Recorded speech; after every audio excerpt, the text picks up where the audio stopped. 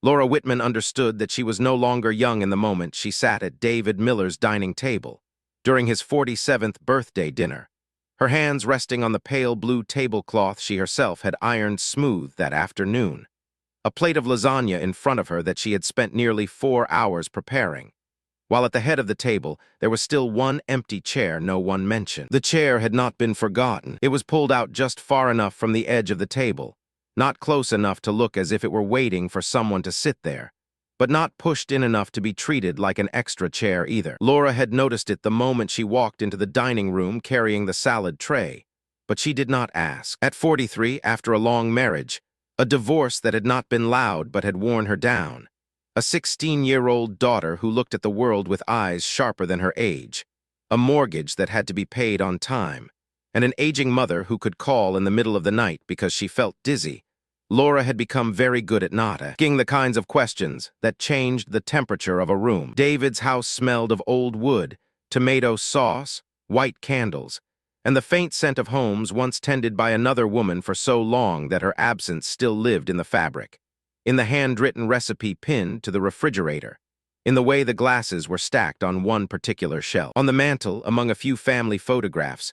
Rachel Miller was still smiling from a silver frame, dark blonde hair, bright eyes, one arm around Noah when he was tiny, the other hand resting on 12-year-old Emma's shoulder. David had not put the photo away. Laura had never asked him to. She had even told herself that the fact he did not erase Rachel was a good sign, that a man who could keep a tender memory of the wife he had lost must know how to love deeply, how to remain loyal to what had once been sacred. But that evening in the yellow light of the dining room, when Emma lifted her glass of water and said in a voice so polite it seemed sharpened, "To Mom, because Dad wouldn't be who he is without her," Laura felt the whole room tilt slightly around her, not enough for anyone to notice, but enough for her knees to press tightly together. Beneath the table, David lowered his head, his eyes reddening at once. Noah looked down at his plate, his jaw tight. Sophie, Laura's daughter, sat beside her, quietly watching everyone in the way a child who had seen her mother disappear in too many rooms learns to watch very early. Laura raised her glass too,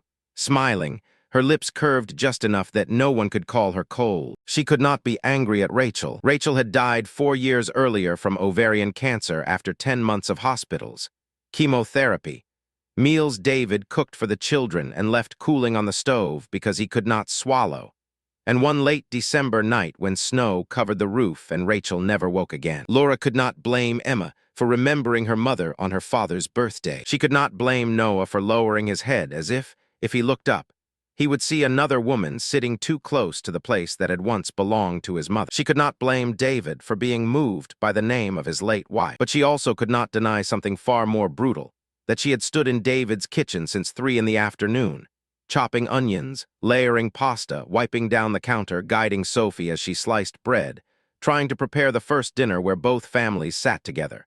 And with a single toast, she had been turned into a goo. At the very dinner she had prepared. After that toast, the meal continued with perfectly ordinary sounds, knives and forks touching plates, chairs scraping softly. Linda, Laura's mother, absent because of her aching joints and only able to call earlier to wish David a happy birthday, while Emma asked Sophie about high school with just enough interest. Noah answered every question with a single syllable.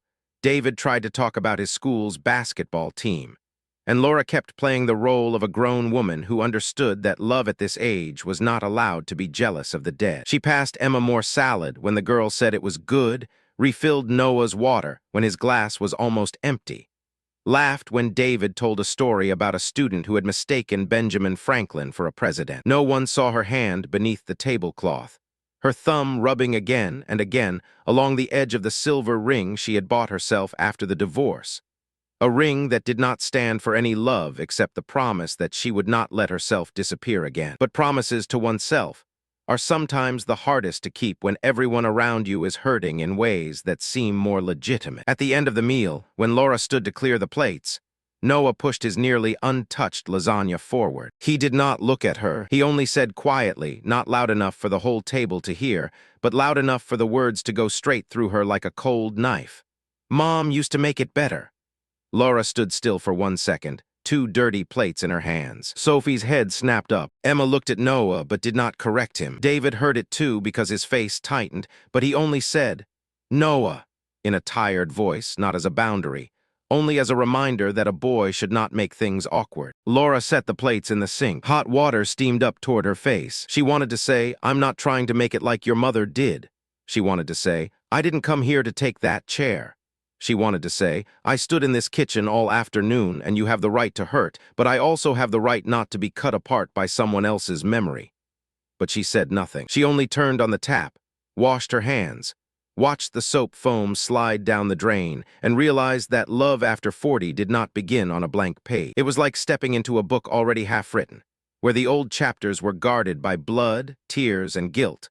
While she stood in the margin, holding a pen, not knowing whether she was allowed to add even one sentence. 5 years before she met David, Laura Whitman had learned to live like a one-woman army. Her divorce from Mark had not come with a scandal large enough for anyone outside to understand easily. Mark had not openly cheated, had not hit her, had not been addicted to anything, had not ruined the family financially. He was simply the kind of practical man who treated every emotion in the house as an unnecessary expense. When Sophie was little and Laura said she was exhausted, Mark replied that everyone with children was tired. When Laura cried in the laundry room because her mother had just been diagnosed with severe arthritis, Mark stood in the doorway, phone in hand, and said, "I don't know what you want me to do besides listen to you talk about the same thing over and over."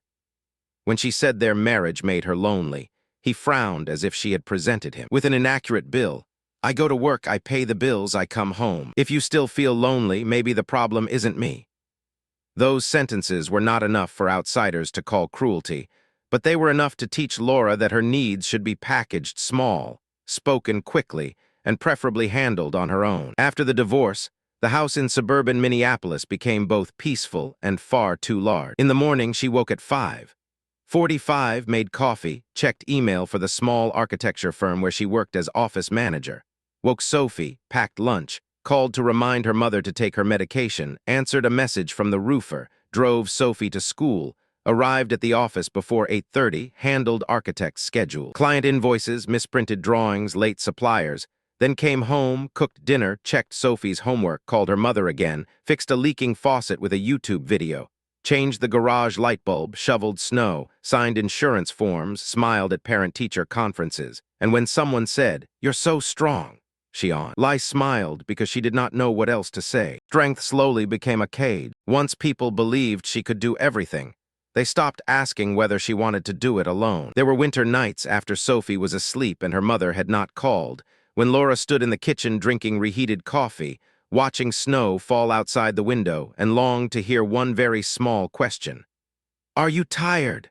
Not a rescue. Not someone arriving to pay off the mortgage or repair her entire life. Just a question she did not have to collapse before she was allowed to answer yes. David Miller entered Laura's life through a crooked mailbox one January evening, when the air was so cold their breath turned white, and a thin layer of fresh snow covered the sidewalk. The wind had pushed the mailbox post in front of her house sideways, and Laura, after a long day at the office and a tense call with her mother's doctor, still wearing a too-thin wool coat, stood outside with the wrong-sized screwdriver, trying to tighten a rusted screw. She hated feeling helpless over small things. During her marriage to Mark, every time she asked him to fix something, she had to hear him sigh, as if a loose door or leaking faucet were proof she did not know how to manage a home. After the divorce, she had sworn she would learn to do things herself. But that night her hands were numb. The screw kept slipping, the porch light flickered, and she was close to crying over a stupid mailbox. "Do you need another hand or just the right screwdriver?" A man's voice called from the walkway beside her. Laura turned, guarded by reflex. The man stood a few steps away, holding a small toolbox, brown coat, knit hat pulled low. His face kind but not overly familiar. He had moved into the house at the end of the street a few weeks earlier, and Laura had seen him a few times driving a boy to school in the morning and shoveling snow without using a blower. "I think the problem is both," she said, then immediately heard the defensiveness in her own voice. He smiled softly, not the kind of smile a man gives when he is pleased to find a woman needing help. "You know what you're doing. I'm just the third hand." That sentence softened her. He did not take the screwdriver from her, did not say, "Let me," did not turn himself into a hero. He turned on the flashlight, handed her the right tool, held the post straight while she tightened the screw. 10 minutes later, the mailbox stood again. Not perfectly, leaning just a little to the left, but steady. "David Miller," he said as he put away his tools. "Laura Whitman." They shook hands through gloves, an awkward gesture that made them both laugh. Sophie opened the door at that exact moment. Hoodie pulled over her head, looking at David with the eyes of a 16-year-old girl who had learned not to trust unfamiliar men too quickly. "Mom, Grandma called." Then she looked at David. "Are you the new neighbor?" "I think so. If this mailbox post doesn't fall over again, maybe I'll be allowed to stay in the neighborhood."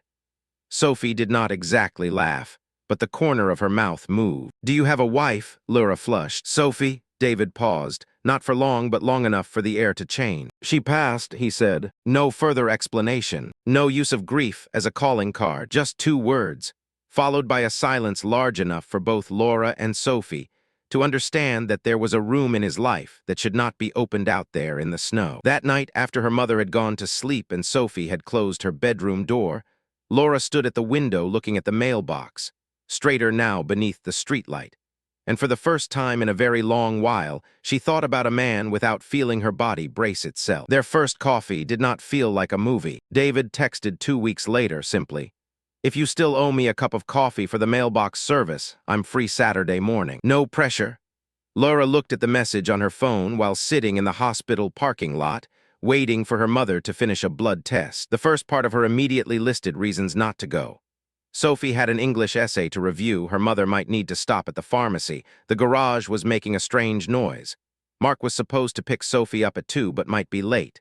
And she, a 43-year-old woman with a child, a sick mother, a job, and an overfilled Ife, had no business sitting in a cafe with a widowed man, just because he knew how to use the right screwdriver. She was about to reply that she was busy, but that evening, Sophie sat on her bed, laptop open, watching her mother hesitate over the phone and said, "Mom, you don't have to pretend you don't want things." Laura looked at her daughter. That was the kind of sentence a mother should say to a child, not the other way around. Saturday morning, she went to the small cafe in the center of town. The windows fogged, the scent of cinnamon and roasted coffee in the air. A few middle-aged people reading newspapers by the window. David was already sitting at a corner table, not standing too quickly, not making a scene. He wore a dark blue sweater, and in front of him were 2 drinks, black coffee for him and peppermint tea for her, because he remembered Sophie once saying her mother did not drink much coffee after 10 in the morning. Laura noticed the detail and felt both warmed and wary. Their conversation had no fireworks, no accidental brushing of hands across the table, no sentence that sounded like the opening of a novel. They talked about children, about Noah hating algebra but loving to draw war maps, about Emma being in her first year of college in Madison but calling home whenever the dorm washing machine made a strange noise, about Sophie wanting to study psychology but fearing adults would ask, "And what will you do with that?"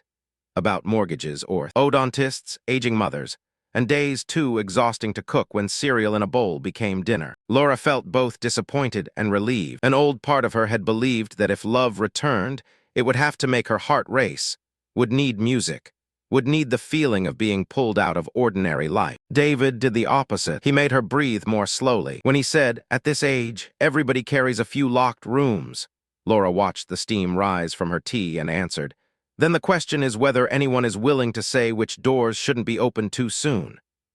They both laughed, but the laughter did not make the sentence entirely light. Before they left, David said he would like to see her again, but if she found it complicated, he understood. Laura was used to men turning their complications into her problem. David, in that moment, seemed like someone willing to hold part of the weight. She did not yet know that being willing to hold part of it was not the same as knowing where to put it down. Mark called that evening. As if he had radar for any moment, Laura stepped even slightly outside her old role. He called to ask whether Sophie had done her homework, even though it was Laura's weekend and Sophie was in her room. When he heard that something in Laura's voice sounded lighter than usual, he asked where she had been. Laura had not planned to tell him, but she also did not want to live as though she still needed her ex-husband's permission. "I had coffee with a neighbor." There was silence on the other end for a few seconds, the kind of silence Mark had used throughout their marriage to make her fill it with justification. "Are you sure now is the right time?" he finally said. Not forbidding, not angry, just concern, that old weapon wrapped in white paper. Sophie is at a sensitive age. Your mother's health is what it is. Your job is demanding. I just think you should be careful about bringing someone new into our daughter's life. Laura stood in her bedroom, the desk lamp yellow, a basket of unfolded laundry in the corner. I'm not bringing anyone into her life. I had coffee. I'm not saying you did anything wrong. Mark's voice was calm, reasonable enough to make her feel as if she was the defensive one. I'm just saying you should think about Sophie. Think about Sophie. The sentence touched the deepest part of Laura.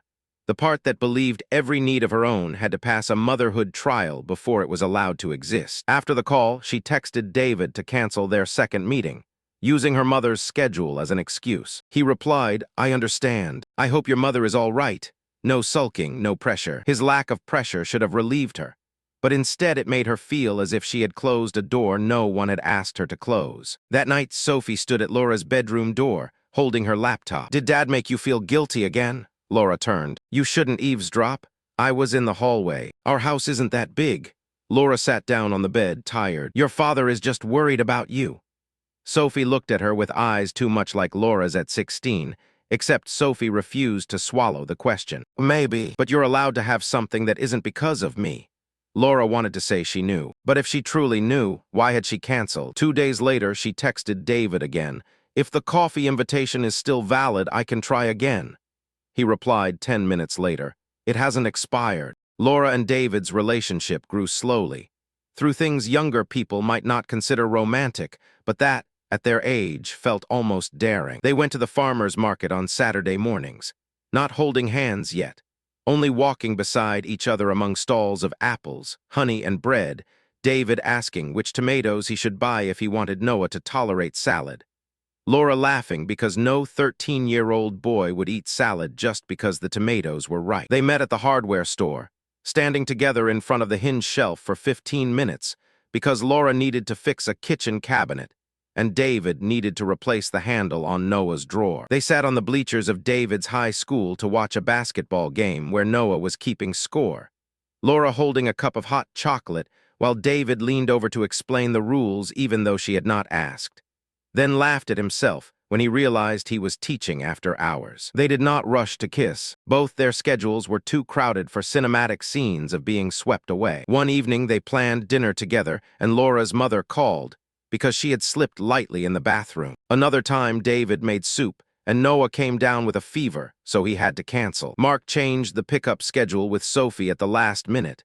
Emma came home for the weekend and wanted her father to take her book shopping. Mature love did not run away from life. It squeezed itself into the cracks between responsibilities.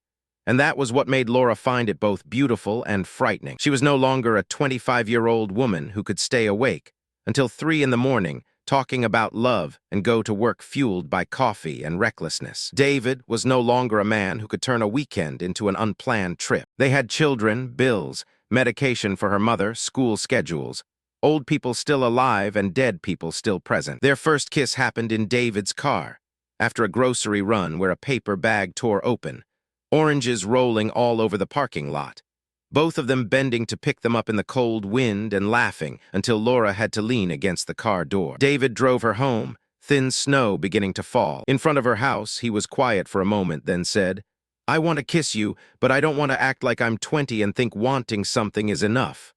Laura looked at him. I don't want to act 20 either. I just don't want to pretend I don't want it. He smiled, sad and gentle, then kissed her very softly. It was not the kind of kiss that made the world disappear. The world remained there, with the phone in his pocket ringing immediately afterward, Emma's name on the screen. David pulled back too quickly. Laura saw it. He looked at the screen, then at her, like someone being pulled from a newly opened room back into an old house quietly burning. I need to answer, he said. I know, and she really did know. What hurt her later was not that he answered his daughter's call. What hurt her was the way his body withdrew from her before he even pressed accept, as if some part of him still believed loving Laura was something to be temporarily put away whenever the old life called his name. The first time Laura entered David's house for a private dinner, she had prepared herself to encounter Rachel's memory. But preparing yourself is not the same as living inside. David's house was warm, full of books, filled with things that had not been bought to look beautiful, but had been kept because someone had used them every day. On the mantel were family photographs. On the refrigerator was a banana bread recipe in Rachel's slanted handwriting, held beneath an apple-shaped magnet. In the kitchen cabinet was a pale yellow ceramic mug that David said Rachel liked to use on Sunday mornings. Over the reading chair by the window was a blue-gray wool scarf, folded carefully but not put away. In the hallway there was a photograph of Rachel in a red coat, laughing in the snow, Noah at 5 clinging to her leg, Emma raising a hand to hide her face because she did not want the picture taken. David did not try to hide any of it. He led Laura through the house with the slightly strained ease of someone who wanted to invite her in, but did not know which part of the house might hurt. "I don't want to pretend Rachel didn't exist," he said when he saw Laura stop in front of the photo on the mantel. "I don't want you to pretend." The answer was right. Mature, kind, but being right did not make it easy. Laura looked at Rachel's face, the woman who had loved David before she did, who had borne his children, who had sat in that empty chair, who had known the place of every pot and every crack in the wood floor, who had left behind a house. Laura entered like someone arriving late after the most beautiful part of the party had already ended. In the kitchen, as Laura helped clear the dishes, she reached for the apron hanging behind the door without thinking. Noah, coming in for water, froze. "That's my mom's." He did not say it loudly, but his voice had the sharpness of a child without enough power, forced to use each sentence like a small blade. Laura immediately let go of the apron. "I'm sorry." Noah took his glass of water without looking at her. "It's fine, but it was not fine." Laura knew it. David came in from the living room, sensing the air, and asked what had happened. Noah said nothing had happened and went upstairs. Laura stood by the sink, her hands empty, feeling as if she had stepped on an unmarked grave. "I didn't know," she said. David nodded, his face pained. "I should put it away." "No, that's not what I'm saying. I don't know what to do with these things." Laura looked at him. "Neither do I." They stood in the kitchen, between the objects of the dead and the feelings of the living. And Laura saw clearly for the first time that this love was not only a matter of whether she had the courage to open her heart. It was a question of whether a house had enough space for someone new without forcing someone old to disappear. And none of them knew how to design that. The first dinner with the children was a failure wrapped in politeness. David wanted the two families to meet because he said he did not want Laura to remain a separate part of his life forever. Laura heard that and tried to believe it was a real step forward. She brought apple pie because David said Noah liked apples, and Sophie might find it easier to talk if her hands had something to do. Sophie wore a black sweater, her hair tied up, less makeup than usual, but her eyes did not hide their caution. Noah sat at the table, as if he had been forced into a terrible interview. Emma came home from college wearing a white blouse, hair neatly tied back, smile perfect. She was too polite, and it was precisely that excessive politeness that made Laura feel she had to be careful. "Laura, Dad told me you do interior design," Emma said while cutting her roasted chicken. "Yes, that must be fun. Making places look nice. Sometimes it is. Sometimes it's helping people live in the place they already have." Emma looked at her and smiled. "That sounds deeper." Sophie glanced at her mother. David tried to talk about Sophie's school. Noah looked at his plate, and Emma asked a few more questions. "So do you date a lot, or is Dad special?" The question sounded like a joke, but half a beat of silence passed over the table. Laura set down her fork. David said, "Emma." Emma widened her eyes. "I'm just asking." Laura smiled, the smile she used in meetings with passive-aggressive clients. "Your father is special," she said, "and I don't think my dating life is interesting enough to be a dinner topic."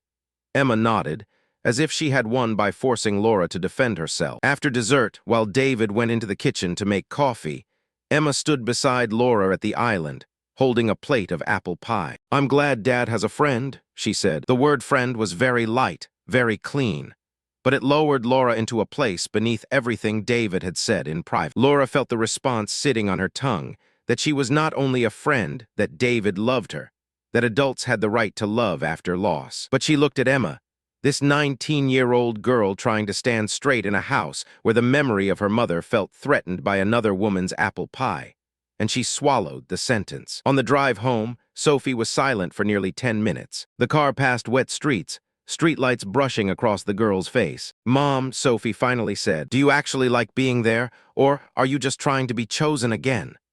The question made Laura brake more gently than necessary at the red light. "You're still young. You don't understand how complicated everything is." Sophie turned toward her, eyes bright with anger and love. "I understand when you disappear to make other people comfortable." Laura opened her mouth, then closed it. That was not something a child should have to say to her mother. But Sophie had seen too much. She had seen Laura smile at Mark during parent-teacher conferences after a cold argument. Had seen her mother say, "It's okay," when it clearly was not. Had seen her mother clear the table alone while others treated her like necessary furniture in the house. Sophie was not objecting to David. She was objecting to the way Laura became an overly careful version of herself whenever she loved. Laura decided to talk to David about her place in his life the next evening. But when she arrived at his house, she found Emma crying in the kitchen. The island light cast a small circle of brightness, the windows beyond it completely dark, and David was not home yet because a parent meeting had run late. Emma sat on a high stool, hands wrapped around a glass of water, eyes red but back straight like someone who did not want to be seen as weak. Laura stood in the doorway, awkward. "I'm sorry, I didn't know you were here." Emma wiped her face quickly. "It's fine," that phrase again. Laura could have left, saving the conversation with David for its intended purpose. But she looked at Emma, and the mother in her won over the hurt woman. "You don't have to talk to me, but I can make tea if you want." Emma looked at her as if she hated that the offer was not hateful. "There's chamomile in the left cabinet." Laura made the tea. They sat in the kitchen for nearly 10 minutes without speaking. Finally, Emma said, "I know Dad has the right to move on." Laura did not interrupt. "Everyone keeps saying that, like if I'm sad, it means I'm selfish. Mom died 4 years ago, right? 4 years sounds like enough time to other people. To me, there are days when it feels like last week. Then I come home and you're here, and you didn't do anything wrong, it's just someone else knows where the plates go, someone else stands beside Dad in the kitchen. Someone else brings pie, and it feels like Mom's memory is being moved aside, piece by piece." Laura watched the steam rise from the tea. She wanted to say she was trying to find a place too, wanted to say Emma was not the only one afraid of being erased, but she did not turn a grieving daughter's pain into a contest. "I don't want to take your mother's place," Laura said. Emma laughed softly, painfully. "Everybody says that, but if you stay, everything changes. Will the pictures be put away? Will the recipe on the fridge be replaced? Will Noah have to call you something? Will Dad stop telling stories about Mom on birthdays?" Laura felt her throat tight. "I don't know." The answer was truer than any comfort. Emma looked at her, and for the first time her sharpness cracked. "Dad promised us after Mom died that no one will ever take your mom's place."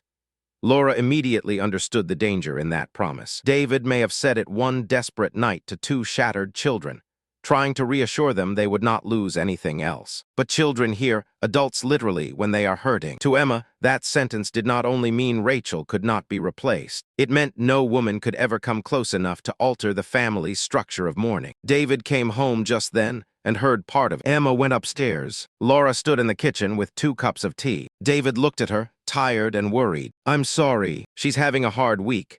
Laura said, "You have to talk to her." "I will, not just soothe her." "Be clear," he rubbed his face. "Give her time." That sentence, reasonable and kind, made Laura feel cold again. She had lived long enough with reasonable sentences to know they could become prisons when they were not paired with action. "I am not asking you to put me before your children," she said on the porch afterward, their breath white in the cold air. "I know, but I need you not to put me behind everyone else's fear." David looked at her for a long time. He did not argue, but he also did not promise anything concrete, and Laura found herself standing before a good man. A truly good man who still was not clear enough to keep from hurting her. Rachel's memorial was where David's clumsy goodness turned into Laura's humiliation. He invited her to come with him in a serious voice, saying he did not want to keep separating her from the true parts of his life. Laura asked, "Do your kids know I'll be there?" David said he would tell them. He did not, or he did not tell them clearly enough. The small cemetery sat beneath a gray sky. Wet grass, white flowers, cold wind making everyone's eyes redder. Rachel's family was there, her elderly parents, her sister Caroline, a few old friends. Laura wore a black coat, standing beside David but half a step away, her gloved hands clenched. When Emma saw her, the girl's face went pale. Noah looked at David as if he had been betrayed. Caroline, Rachel's sister, approached after setting her flowers down, her polite smile so cold it held no warmth at all. "David," she said, then her eyes moved to Laura. "You brought her here?" No one shouted. No one made a scene. The politeness made it worse. David stiffened. "Caroline, this is Laura. I know who she is." Caroline looked at Laura as if she were a breach of etiquette. I just didn't know today was the day for introductions. Laura wanted to disappear, not because she believed she was wrong for loving David, but because every gaze around her had framed her as the woman intruding on grief. David said a few awkward sentences about Laura being important to him, about wanting to live more honestly, but his words came after the shock, so they were no longer preparation. They were cleaning up after the damage. Noah stood far away, shoulders drawn in. Emma cried silently, not looking at Laura. Laura placed the small bouquet she had brought beside the others, and even that act made her feel as if she were putting her hand on something that did not belong to her. On the drive home, they sat in David's car, the windows fogging, no music playing. Laura watched the cemetery recede in the mirror. You didn't bring me there to stand beside you, she finally said. David tightened his hands on the steering wheel. I thought you brought me there without making a place for me to stand. He turned toward her, pained. I didn't mean to put you in that position. I know, but I was still put there. Things aren't simple, Laura. That sentence made her turn fully toward him. I know things aren't simple. I'm not 20. I'm not asking you to forget Rachel. Not asking your children to like me right away. Not asking her family to embrace me at a cemetery. I'm asking you not to use me as evidence that you're moving on, and then leave me to absorb the consequences of you not being clear with anyone. David was silent. I'm trying not to hurt anyone, he said after a while, his voice low. Laura looked at him, and for the first time did not immediately soften before his pain. But I'm still the one getting hurt because you won't choose where to stand clearly. When the car stopped in front of Laura's house, she did not invite him in. Sophie saw her mother crying in the kitchen that night, the water still running in the sink though there were no dishes. The girl stood in the doorway, not coming closer at once. If love makes you lonely, Mom, Sophie said very softly, it's not better just because he's nicer than Dad. Laura wanted to tell her not to compare, but she could not, because inside that sentence was a truth she was not ready to touch. The past struck back in the shape of Mark at a spring parent-teacher conference. The high school hallway glowed under fluorescent lights, college prep notices pinned across the bulletin boards, parents standing in clusters talking about SAT scores and scholarships as if their children's futures were projects that could be managed with enough spreadsheet. Mark arrived on time, gray coat, hair a little more silver, still carrying the calm practicality that had made Laura feel too emotional throughout their marriage. After the meeting with the teacher, while Sophie went to pick up some materials, Mark said, I hear from Sophie that you're dating someone seriously. Laura looked at him. Sophie told you? She's worried about you. Or you asked? Mark exhaled, as if she were being unreasonably difficult. Laura, I don't want to argue. I just think you should be careful. A widower, 2 children, unfinished grief. Are you sure you want to pull Sophie into another complicated family? The phrase, think about Sophie, was placed on the table like an old card. Laura knew Mark no longer had the right to control her life, but her body did not know it yet. It still responded to his voice with self-doubt, with the need to prove she was a good mother, with fear that if she wanted something for herself, someone else would be abandoned. She almost canceled her date with David that night, almost texted him that she needed time. But before she did, she stopped at Linda's house to bring her medication. Linda sat in her armchair, a blanket over her knees, thin gray hair tied back, her eyes tired but still seeing too much. Laura told her part of it, not everything. Linda listened, then looked at her daughter for a long time. Your daughter needs to see her mother live, she said, not just see her endure. Laura was silent. Linda placed her hand over Laura's. I thought silent sacrifice was how you kept a home. Really, it only taught you that love meant disappearing. That sentence traveled through years. Laura left her mother's house in the dark and did not cancel. But when she arrived at David's, she met another door. She went looking for him upstairs and accidentally stopped in front of Rachel's old sewing and reading room. The door was ajar. Inside was dusty light. A chair by the window, fabric boxes, a few books, a purple shawl across the chair back, a covered sewing machine, a small jar of butter. It was not preserved perfectly like a museum, but enough remained for it to feel as if the woman had simply gone downstairs and would return. David stood behind her, silent. I don't know what to do with it yet, he said. Noah still comes in here when he misses her. Emma doesn't want anyone touching it.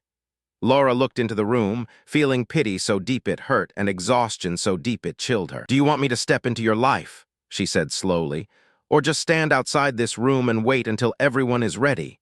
David did not answer right away, and the absence of an answer was what made her understand that they could no longer continue on vague tenderness alone. David finally faced his children one April evening, after many times of Laura saying less and looking at him longer. His living room was lit by the fireplace.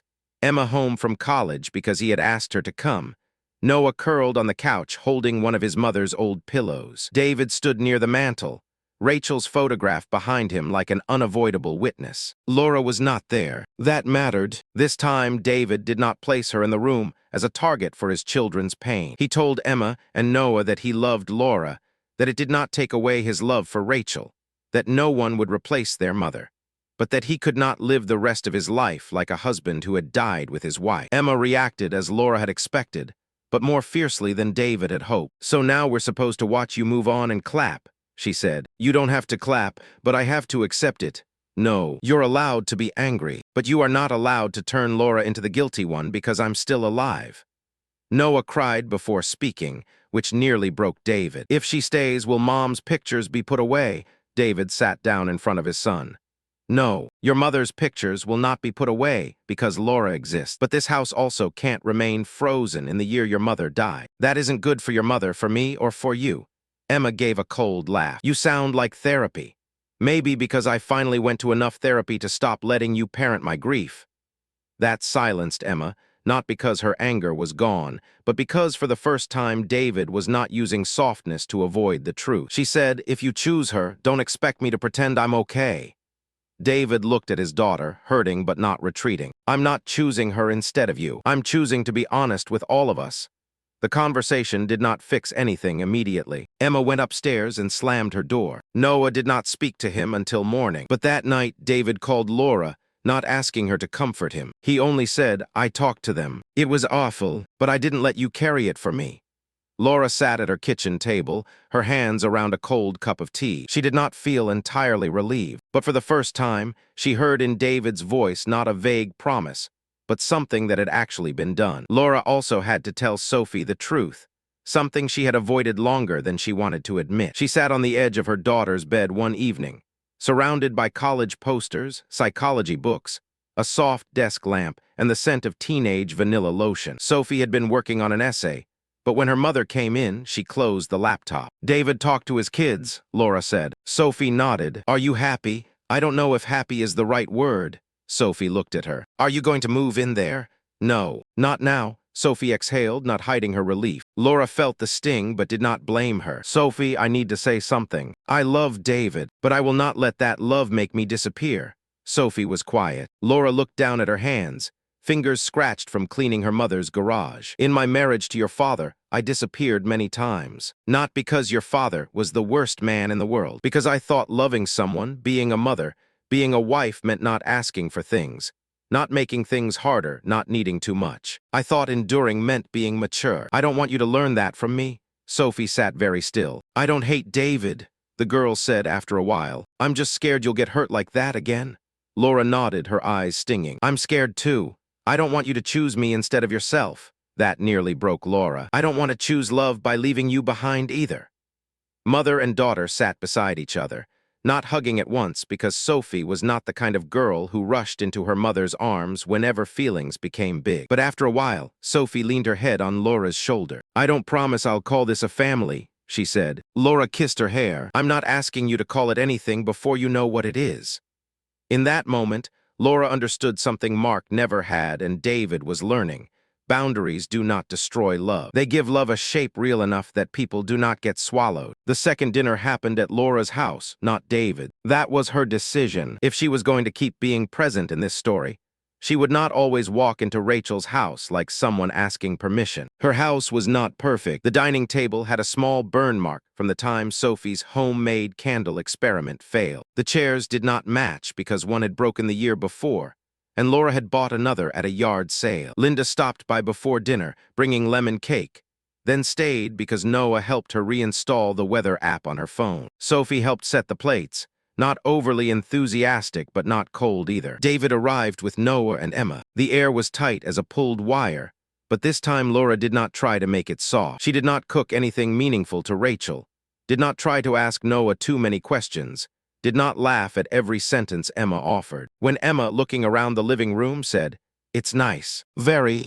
Lived in. Laura set down the salad bowl and looked at the young woman calmly. It's my home. People live in it. Emma flushed slightly. After the meal, when the conversation shifted toward Noah's school, Emma said again, lightly, as if by accident, Dad seems happier having a friend nearby.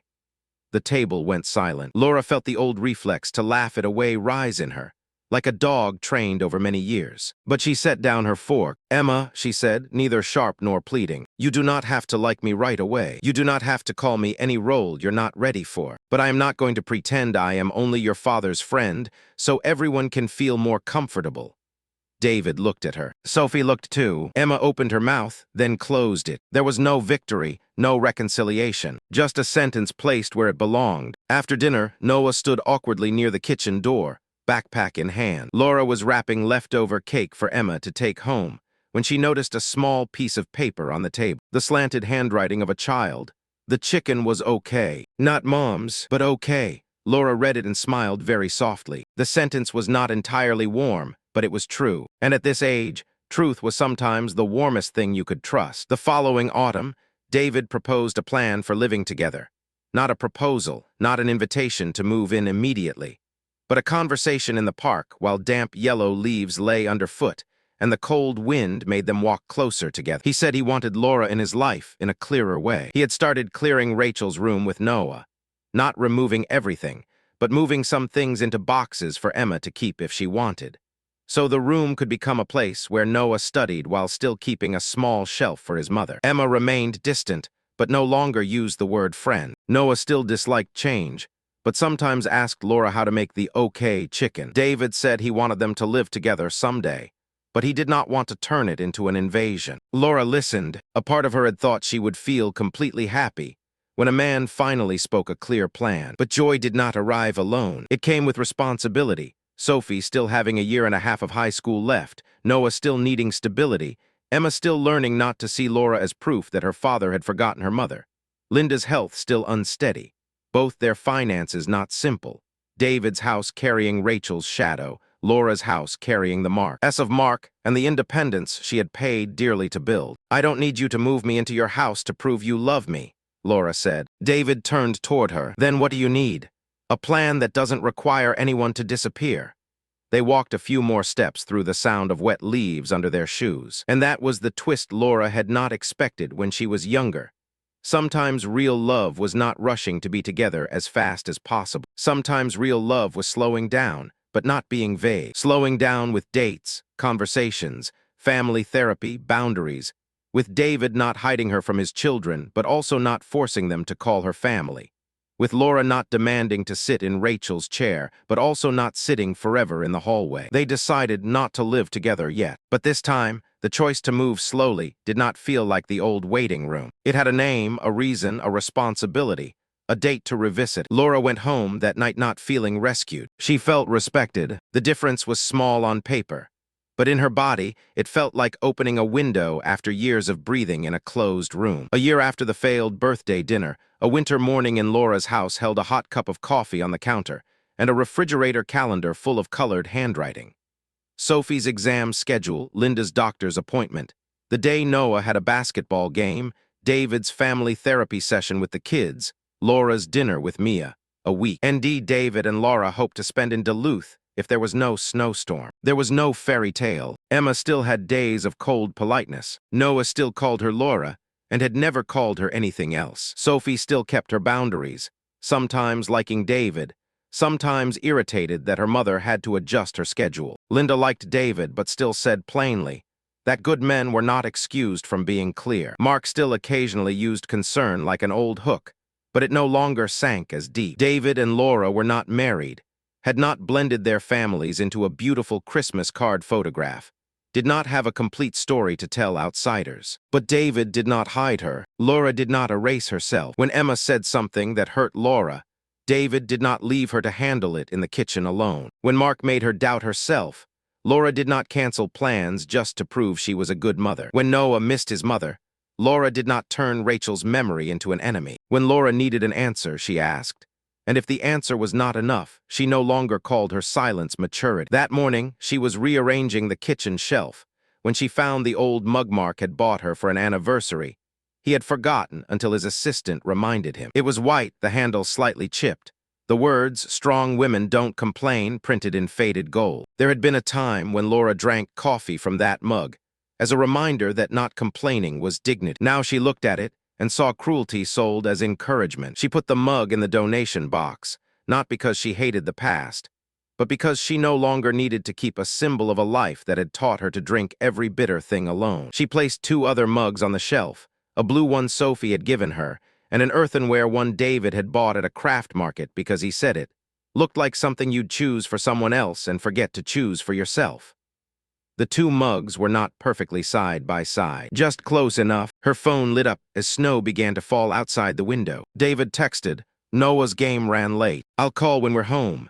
Laura read it and smiled very softly. In the past, she might have placed the phone beside her, waiting for the call as a sign she was remembered. Now she put the phone down, turned off the kitchen light, and went upstairs to Sophie's room to ask if her daughter needed help reviewing her college essay. Not because she did not love David, because love was no longer a place where she sat watching the door. It was part of her life, not the entire proof that she deserved to be chosen. Late that night, after Sophie was asleep, David called. His voice was tired, Noah grumbling faintly in the background.